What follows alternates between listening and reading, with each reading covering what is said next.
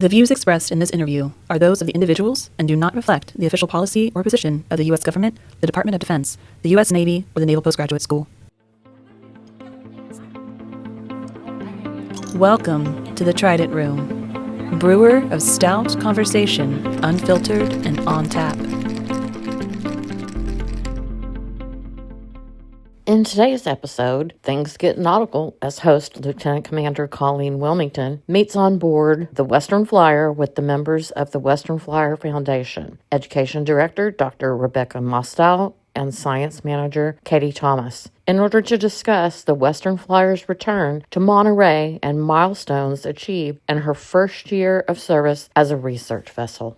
Welcome back to the Trident Room Podcast. I'm your host today, Lieutenant Commander Colleen Wilmington, and I am on board the Western Flyer in Moss Landing, California, with the Education Director of the Western Flyer Foundation, Rebecca Mostow, and Katie Thomas, the Science Manager. For those who are unaware, the Western Flyer was commissioned in 1937, specifically for sardine fishing in Monterey Bay, and John Steinbeck and Dr. Ricketts sailed on her to the Sea of Cortez in 1940. If that rings a bell from your high school English class, because the book Sea of Cortez was written by John Steinbeck about that particular adventure. Afterwards, the Western Flyer returned to fishing duties and actually spent the last 75 years away from Monterey. In that time, she sank twice, but she was fully retrofitted in 2023. So she has now been back in service in Monterey for a full year. That anniversary was the 4th of November. And as someone who, my undergraduate is in English, but my master's curriculum is in meteorology and oceanography, the Western Flyer and her story is of particular interest to me.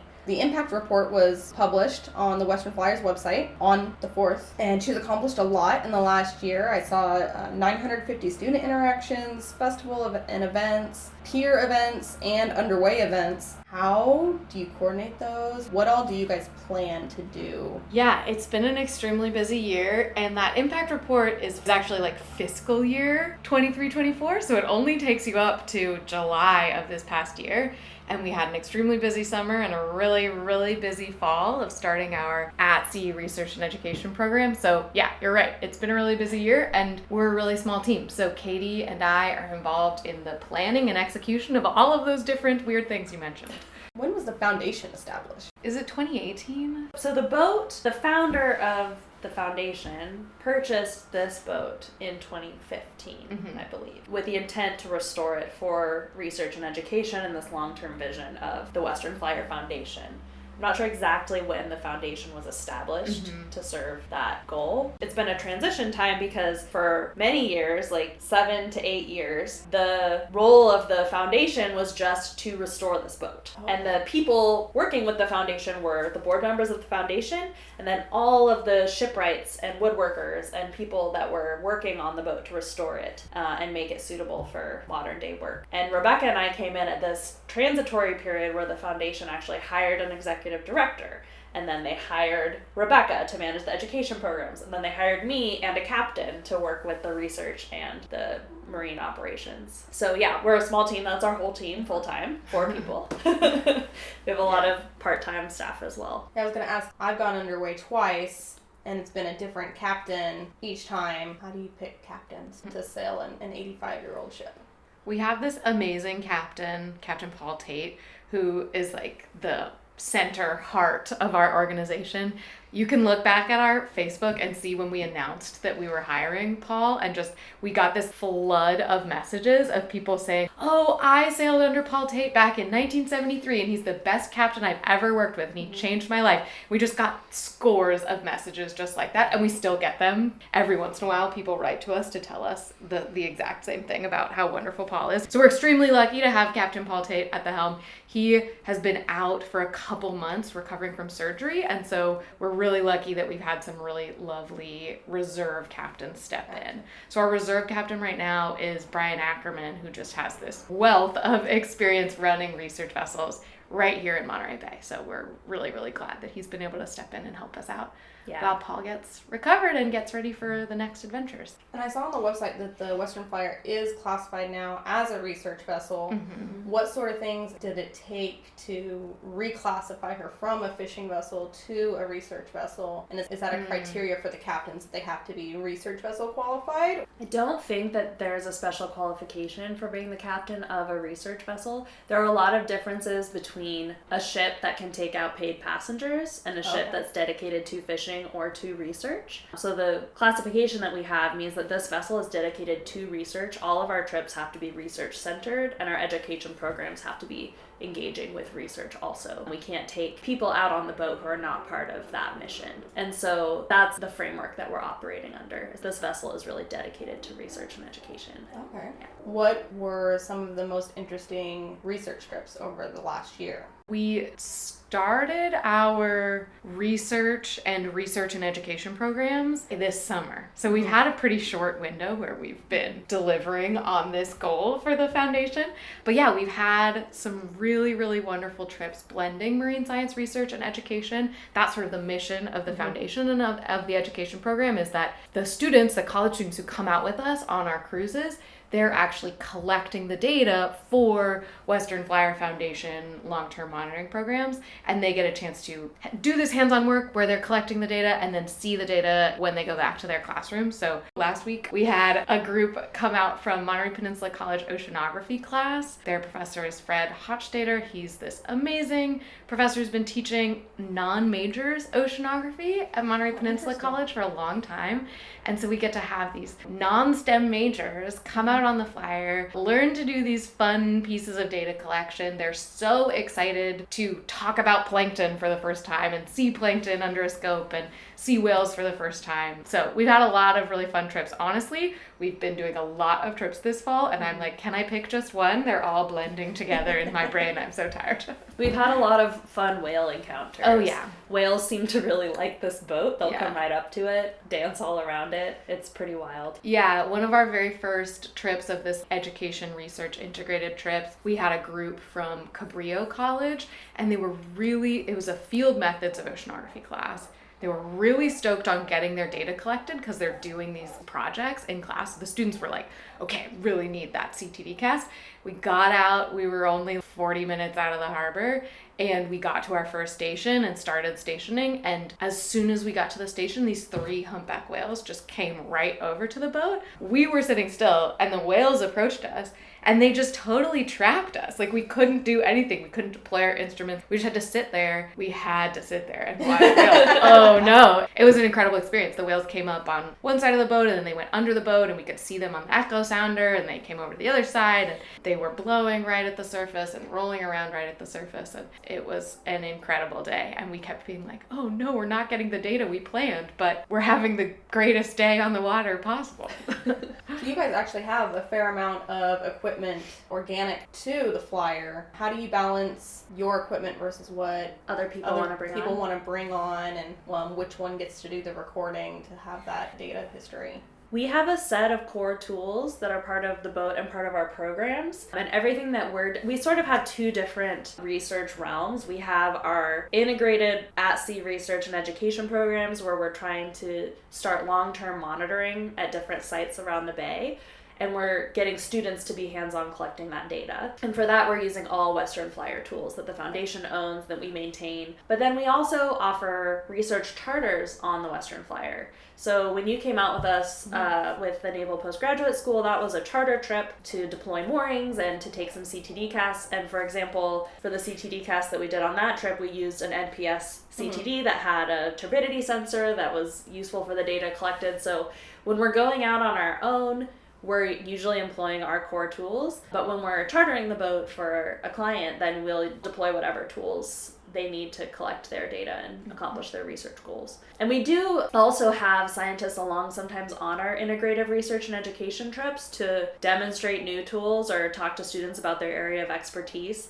So a couple examples are a couple weeks ago on a CSUMB invertebrate zoology class trip, we had along someone from MBARI who works with the Synchro program that's doing a lot of marine technology assessment. His name is Jason Adelars, and he brought a really cool plankton imaging system. It's like a plankton net, but the cod end has a little tube attached to it that pumps plankton from the net in the water up onto the boat through an imaging box on the deck. And you get these live images of all the plankton coming out, and then there's some AI that like segments out all the plankton particles and tries to identify the species as they're coming in. Oh, wow. So that was pretty cool and fun for students and non-students like me to see in action.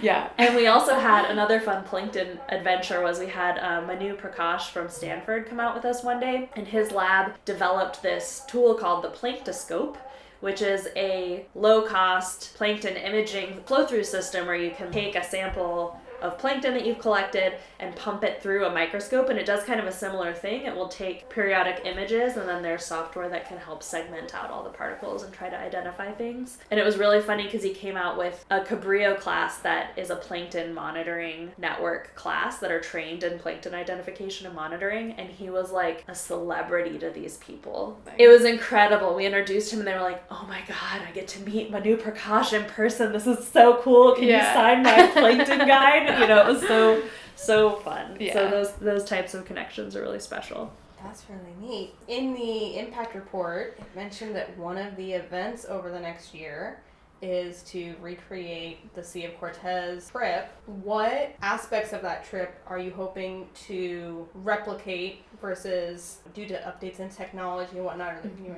try to do it a little bit differently or collect some other data? I would say that this trip, the return to the Gulf of California, is absolutely inspired by the log from the Sea of Cortez and the flyer's connection to literary history and to the history of marine science in the Gulf. But it's inspired by, and we're trying to follow in the footsteps of Steinbeck and Ricketts and also iterate upon that and do science and education that really serves the communities that we're going to be visiting. Yeah, and I'd also add, like when Steinbeck and Ricketts went on this expedition to the Gulf of California, they used the Western Flyer as their home and their mode of transportation to get to all of these intertidal sites where they explored diversity and collected lots of specimens. And now the boat itself is a platform for research and education. So it's designed to bring people aboard, engage them with marine technology and modern tools and oceanography, meteorology. And so that's also core to what we'll be doing in the Gulf of California. We are going to visit some of the original intertidal sites that Steinbeck and Ricketts visited,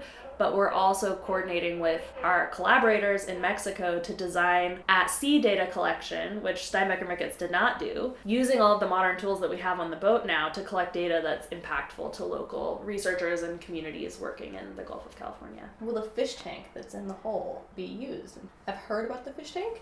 Haven't seen the fish tank. Is it for doing experiments or is it like a holding tank? So there's not a fish tank. So the whole bottom of the boat, the entire bottom of the boat used to be dedicated to storing sardines. And it was called the fish hold. This is where when this boat was a sardine purse seiner, they would trap these massive schools of sardines in nets, bring them up, and then dump them into the belly of the boat. Okay. And that was the fish hold. So that whole space was just filled floor to ceiling with fish. And then the boat would bumble back to shore, like almost sunk under the weight of all these sardines. It's funny to see pictures of these seiners going out and they're like floating on the surface and coming back and they look like they're about to go under because there's just tons and tons of fish packed into their holds. So that's what that space was historically. Now that space below deck has been converted into a research lab, a dry lab for research and education. Okay. So there's science tools down there, there's storage space, there's desk space, there's a big central table and monitors. We can set up microscopes down there. We have a flow-through seawater system installed that pumps seawater continually into the boat past a bunch of sensors, kind of like the CTD, but it's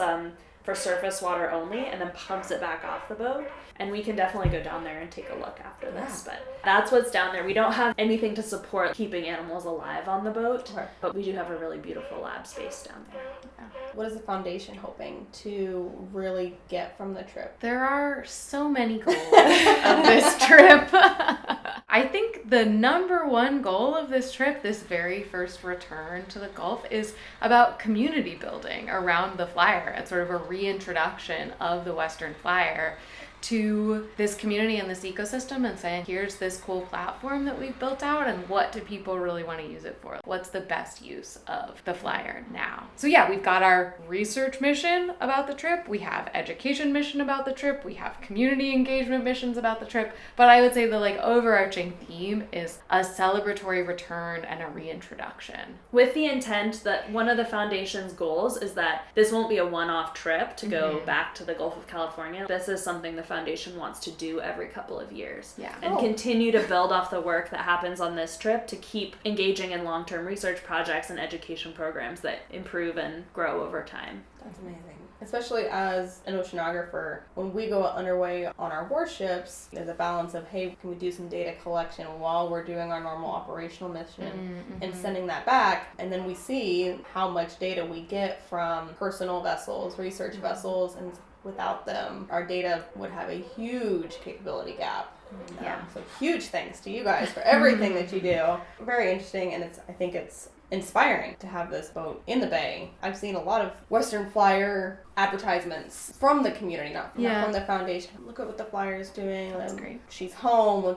You can go tour her. Getting the opportunity to come on board 3 times now is really cool, and especially sitting in the galley to do the podcast is really interesting. That's so great for us to hear. Right now, one of the main grants that's funding these at-sea education and research programs is actually from the Office of Naval Research. And so our research and education programs, a big part is about inspiring students and connecting students to maritime careers, including naval careers. And so it's great to hear that it's making it over to NPS, and people are hearing about it and getting excited about the flyer and the work that we're doing. Well, and the fact that you're not just targeting college students or postgraduate students. There are elementary students who come on board. Yeah, for docked programs. Yes. Yeah, so we go, I'm like, don't freak out, parents. Yeah, we go out into the bay with college students, and then we have docked programs that we've been sort of trialing what is the best age group to run the docked programs with.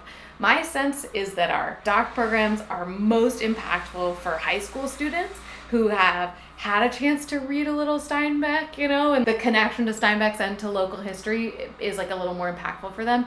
And they can connect in a different way with the research instruments. And then we have in-classroom programs that my feeling now, after we've trialed them more, is that the in-classroom programs are most impactful for our elementary, late elementary, middle school students, where we can do more of that art science integration inspired by Steinbeck and Ricketts, and spend less time thinking about the particular history of a particular vessel that might not resonate with them quite yet in their careers. As someone from Kansas, I just love being out on the boats.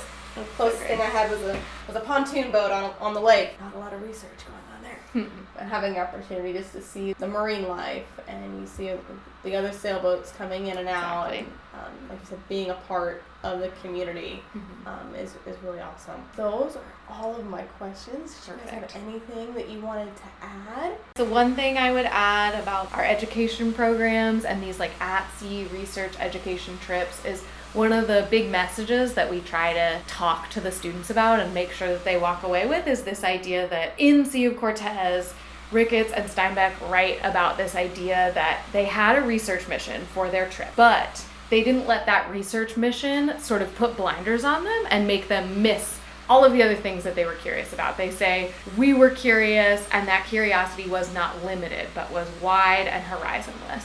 And we try to really bring that sort of mission and inspiration into these at-sea cruises, where we say we have the research that we as the Western Flyer Foundation we want to do. We have the cruise plan with the sort of learning objectives that I have for the class.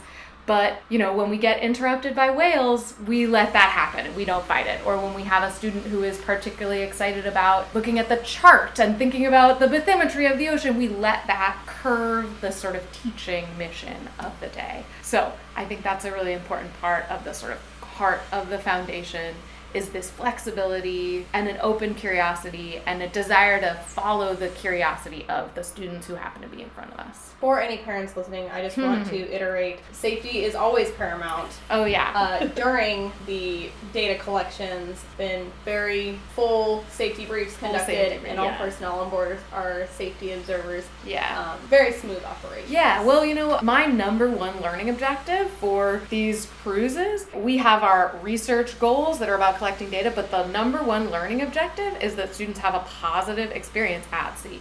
And so to have a positive experience at sea, you have to stay safe the whole time. You have to have a safe experience. And so, yeah, our safety briefings are really about a collaborative conversation where the students actually come up with what are the safety protocols for the boat, and then we learn how to follow them all together. Okay, so we are going on a tour of the Western Flyer, and we are down in the engine room. We've gone through the work in progress lab. What are we looking at here in the engine room, Katie? Yeah, so we're in the engine room. It's a tight space. There's a lot packed into a small area in here. But when the boat was restored, the founder decided that it was a priority to have a modern hybrid diesel-electric engine. So this boat could be really green and fuel efficient. So you can see in the engine room we have a big white John Deere diesel engine, but then we also have these black cylinders that are the transfluid electric component of our propulsion system. So the captain can actually switch the boat between diesel and electric modes. And it's really eerie when you're out at sea the first time that the captain switches everything into electric mode, because all of the vibrations and all of the sound just stops. And it feels like you're dead in the water. It feels like, oh no, the throbbing heartbeat of the boat that is keeping me alive out in the middle of the water has suddenly disappeared, and we're just floating dead in the water. But no, actually you're in electric mode. And it's really amazing and really promising for things like wildlife observation. We mentioned whales really like this boat. Seabirds, things that can be disturbed by loud noises. The electric drive has a really promising potential for studying those types of things. And the Flyer has bow thrusters. Yes. Right? Those are controlled by the electric engine, or... That's a good question. I don't actually know the answer to that question. Yeah, we'd have to ask the captain about that. So the captain can choose whether to be in electric or diesel mode, and actually the aft of the boat is filled with a bunch of batteries, electric batteries that are recharged, that we recharge from the diesel engine and then can run the boat in electric mode. So as long as you have enough food on board, you're self-sufficient. We do need to refuel eventually, yeah. And get diesel, yes. Yeah, and get diesel. But yeah, it's a really neat and really cutting edge technology. There's not a lot of boats that have this type of system on it yet. When Steinbeck and Ricketts took the Flyer down to the Gulf of California, diesel engine? Diesel engine. Okay. Yeah, fully diesel engine.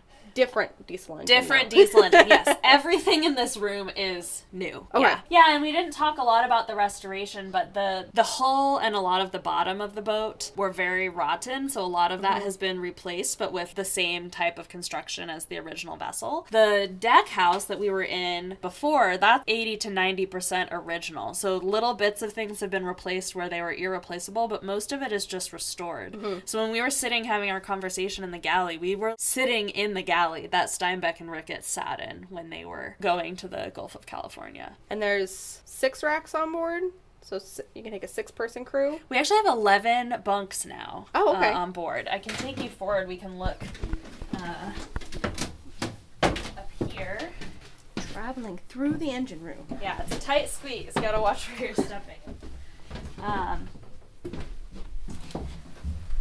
So this is the forepeak of the boat. And this is not the same as it would have been in 1937, 1940. We've actually added a full bathroom with a shower and a sink and a toilet, which is great because the only facilities previously were upstairs. There's a head and there's a sink in the galley. It does a little bit, yeah. So we have 4 berths here in the forepeak now. And then upstairs we can pop upstairs and actually just keep touring. What?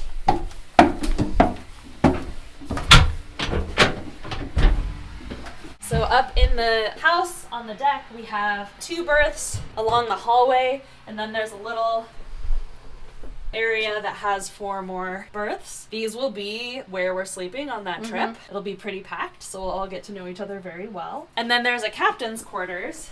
This is actually where Carol Steinbeck, Steinbeck's wife, who went on the trip but is never mentioned in the log from the Sea of Cortez, and they did get divorced shortly after their return.